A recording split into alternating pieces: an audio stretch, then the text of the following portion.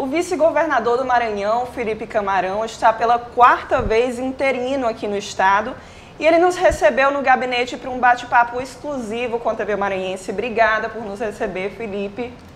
Eu que te agradeço, Giovana. Prazer falar contigo mais uma vez. Eu sou seu fã pessoal, sou fã no Twitter e também na imprensa. Felipe, como é que está sendo essa experiência de mais uma vez ser governador interino do Maranhão? Olha, uma experiência boa, uma experiência, é meu primeiro mandato político, né, como vice-governador. Eu estou na política já há alguns anos, mas foi a minha primeira disputa política foi para o cargo de vice-governador. Então, ocupar o cargo de governador em exercício é, de fato, o mandato para o qual fui eleito, apesar de, como vice-governador, também ocupar novamente o cargo de secretário de Educação. Mas reassumo no começo de 2024 num momento propício. Por que propício? Porque é o momento em que o governo do estado está reduzindo os índices de criminalidade aqui na capital. Nós estamos com bons índices na área da segurança pública. A gente está preparando o pré-carnaval. Eu estive pessoalmente no circuito do pré-carnaval, fiz questão de ir no meio da galera para ver se estava tudo bem e realmente foi tudo muito tranquilo. Preparação de volta às aulas, pré-matrícula, né, a questão dos professores. Então, assim, a gente está preparando o ano e eu acho que serão 2 anos, 24 e 25, muito alvissareiros, muito pujantes na área de obras públicas e obras privadas, a partir do PAC, né, da parceria com o presidente Lula. Então, eu estou muito feliz de ter assumido interinamente esse cargo aí nas férias do governador Carlos Brandão.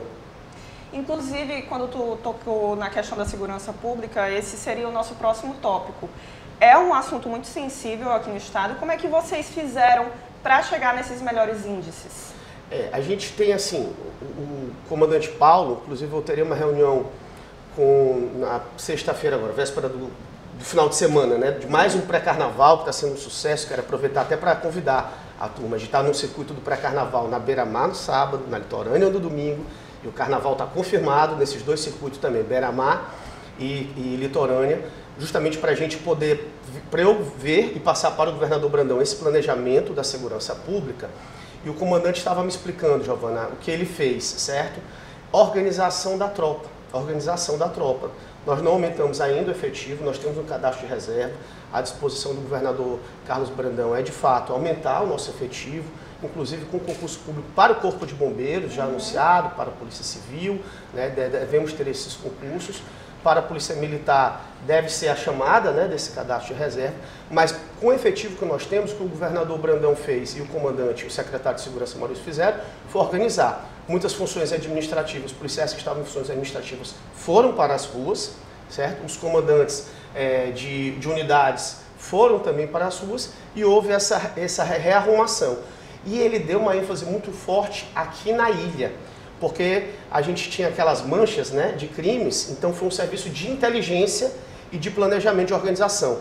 E é justamente esse planejamento que eles vêm me mostrar aqui nessa reunião com o Sistema de Segurança Pública. Em relação à relação do governo do Maranhão com o governo federal, a gente vem de um governo que, de certa forma, boicotava os estados que eram oposição a ele, e agora que está na situação. Antes era Bolsonaro, agora Lula. Como é que está esse diálogo com o governo federal e como é que estão as obras que estavam paradas? Vocês têm planos para continuá-las? Giovana, eu vou usar aquele lugar comum, de mudou da água para o vinho, e vou te falar assim na prática. Vê bem, eu fui secretário do Flávio daquele governo todo, né? Eu até tinha esquecido onde era o Ministério da Educação, porque de fato eu visitei o MEC naquele governo uma vez só, né, quando o ministro era aquele colombiano, que foi ministro da Educação, que nós fomos lá, ele só falou de um assassinato que teve, quando o presidente colombiano foi assumir. Esse foi o assunto da audiência que nós tivemos, a gente querendo apresentar o programa Escola Digna para ele mudou o assunto para este tema, não quis saber de escola digna, não quis saber de assunto conosco. Os ministros da Educação que tiveram no governo do ex-presidente Bolsonaro não reuniram nenhuma vez com o secretário de Educação, não trataram do tema conosco. Quando teve a pandemia, não nos ajudaram no período da pandemia. Durante todo o governo? Durante todo o governo, não nos ajudaram. Os estados se uniram, nós nos unimos para fazer aquelas aulas remotas com os municípios também, nós nos unimos, estados e municípios. a gente trocou experiências entre nós, foi o que salvou ali, o que a gente conseguiu fazer, né, naquele período. Mas foi um governo assim horroroso em todos os aspectos. E posso te falar da área da educação. Na área da saúde, então, a gente nem fala o que aconteceu, né, infelizmente. Neste governo, há o inverso. Há um relacionamento saudável, republicano, institucional. Só no Maranhão nós recebemos mais de 35 ministros e dirigentes de órgãos. Nós estamos recebendo recursos. Na área da educação já recebemos recursos para o tempo integral, para a alfabetização. Vamos agora mais do que duplicar o número de escolas em tempo integral na nossa rede estadual. Os municípios também vão receber recursos para implantar escolas em tempo integral. Nós estamos agora duplicando várias BRs pelo Maranhão. Vou te citar uma importantíssima, de Imperatriz para Ceilândia, está sendo duplicada aquela BR. Nós temos parcerias com o governo federal na área da saúde, entre tantas outras áreas que estão sendo beneficiadas dessa parceria importantíssima. O governador Brandão, também com parceria com o governo federal, com financiamento da Caixa Econômica, do BNDES, com obras do PAC, está fazendo, por exemplo, a Avenida Metropolitana, que é uma obra estruturante, que sai ali do funil, antes do aeroporto, e vai sair, gente, lá no Araçagi, fazendo um verdadeiro anel viário na ilha. Nós vamos fazer o prolongamento da litorânea, que é ali da Estátua de Iemanjá, vai fazer mais de 10 quilômetros, fazendo uma paralela com a Avenida dos Holandeses. E essas duas avenidas terão 6 pistas de rolamento com ciclovia, o que é importante para evitar esses acidentes, que infelizmente muitos ciclistas estão sofrendo acidentes, né? Vai ter pista também para pedestres, né? Para corrida, separado dos ciclistas, é claro.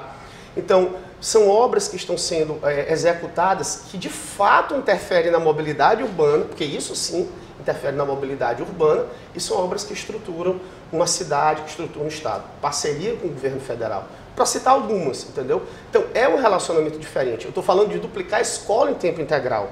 Então, isso sim é diferente. Sem falar, para te dar mais um exemplo, senão eu ia ficar aqui quase a entrevista toda, que recebi na semana passada aqui, por exemplo, o ministro Juscelino, que é maranhense também, e até o ano de 2026 nós vamos ter parceria com o governo federal também, internet com qualidade de pedagógica, né, em todas as escolas públicas, municipais e estaduais, em todas as cidades do Brasil, e é claro, no Maranhão também, que a gente vai emprestar para as UBSs dos municípios.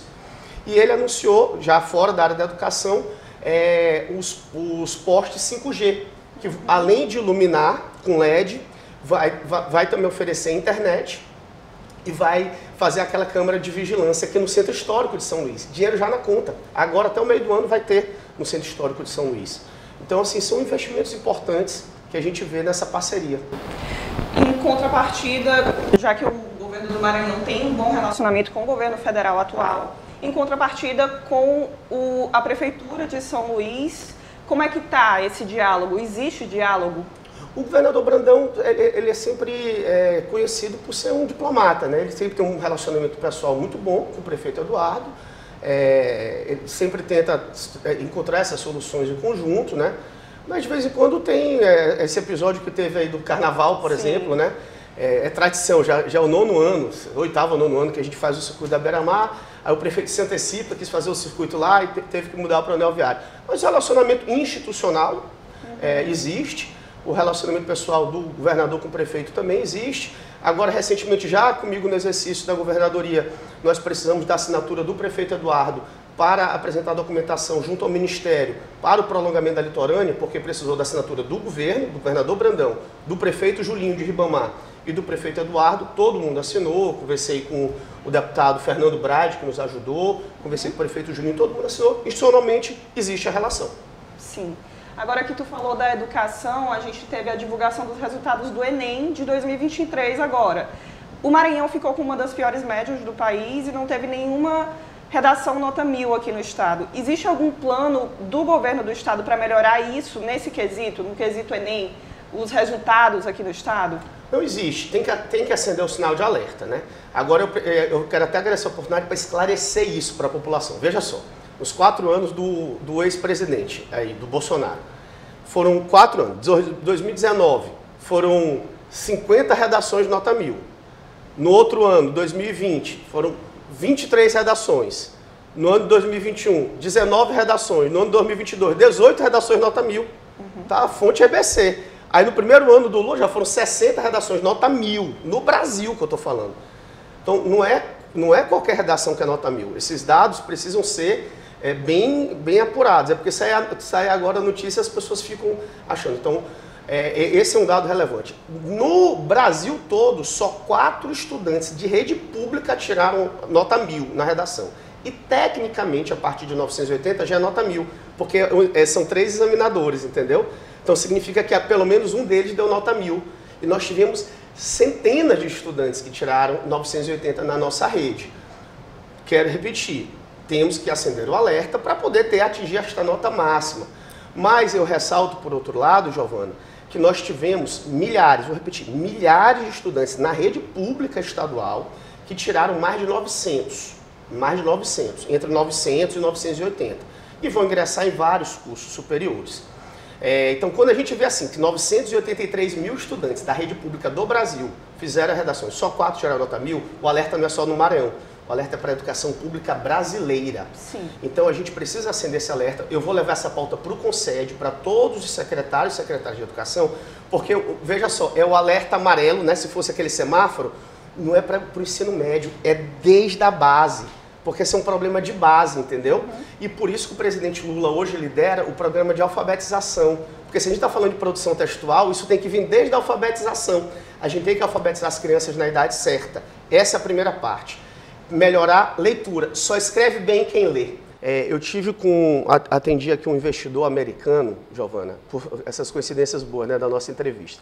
Ele veio aqui ontem pela manhã, da data da nossa gravação, né? Ele tem um grande terreno, São José de Ribamar e tudo, quer implantar uma universidade para pesquisar. Ele é proprietário de uma dessas empresas farmacêuticas que pesquisa medicamentos. Medicamentos que tratam o HIV, que tratam câncer e tudo, e ele quer implantar um centro desse de pesquisa aqui, em São Luís do Maranhão. Pela questão geográfica, pela questão logística, enfim. E ele se apaixonou pelo Maranhão. E ele estava justamente falando sobre isso. Ele estava falando que a gente precisa, aqui no Maranhão, cuidar de 2 aspectos. Olha só, ele falou, o Brasil, na verdade, a gente precisa cuidar de diabetes e precisa cuidar de hipertensão.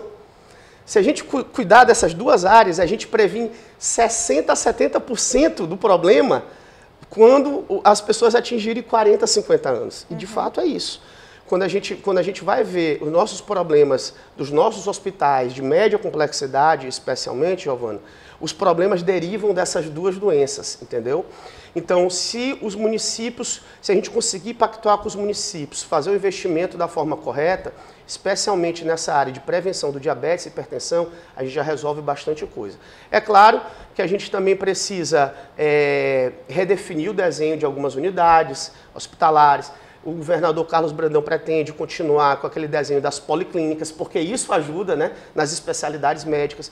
Olha, Giovanni, um problema muito grande que a gente tem isso é Brasil, tá? Dados brasileiros, cerca de 80% das mulheres não têm direito ao pré-natal. Veja que a desigualdade, que a gente estava falando agora do Enem, né? Cerca de 80% das mulheres não têm direito ao pré-natal. Logo, a desigualdade social no Brasil começa no ventre materno. Não é lá no 3º ano do ensino médio. A desigualdade começa no ventre materno quando as crianças humildes não têm direito a um pré-natal. Então a gente precisa dar às mulheres maranhenses, às mulheres nordestinas e brasileiras, o direito de ter um pré-natal adequado. Então é outra coisa que o governador Carlos Brandão vai investir muito, né, de dar às mulheres a dignidade de passar por um pré-natal, de ter direito a uma maternidade. Muitas cidades maranhenses, as crianças não nascem nas suas cidades, não têm direito até na sua certidão de nascimento, onde elas nasceram.